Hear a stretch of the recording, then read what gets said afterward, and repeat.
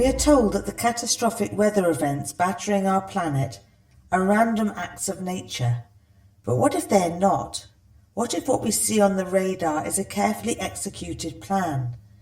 We now take you inside a direct atmospheric assessment of the situation developing over the North Atlantic and heading directly towards Ireland and then England. Hello, Lady Francis. How are you?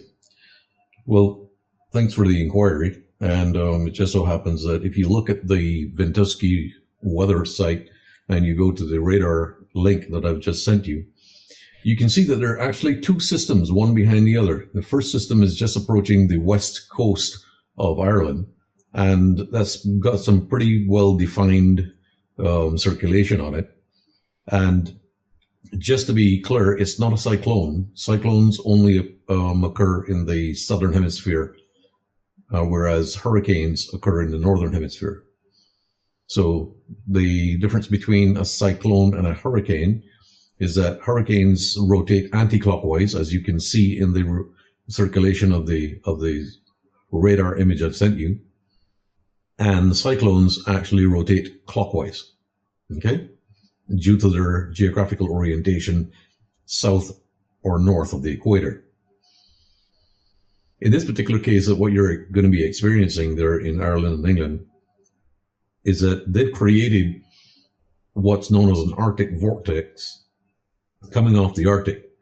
And if you look at the map of Iceland, you can see that Iceland has got pretty calm winds flowing westward across it, influencing the flow of the Arctic vortex, which is creating another area of circulation to the west of Iceland. The potential that you have here is for the two of these to follow closely behind each other, one more severe than the other. Because when you have one system that has already gone ahead of the other, the seas are usually much cooler, okay? And you're going to potentially get a tremendous amount of rainfall from the second system. And that's probably what they're planning, is that they will put high winds across Ireland and England and then follow it with torrential rains with the second system.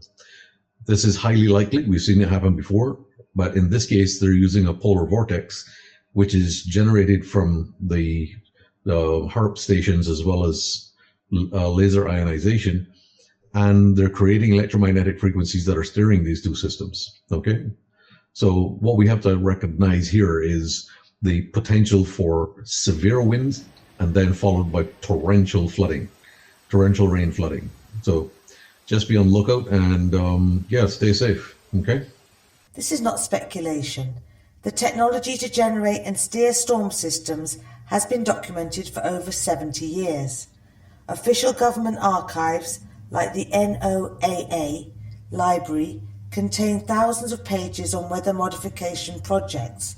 Indeed, it is part of their remit that they must be told of any weather modification projects at least 10 days before they're conducted. There is also the International Weather Modification Treaty that forbids causing lasting damage. The science is established, the capability is real. Control over weather is control over nations.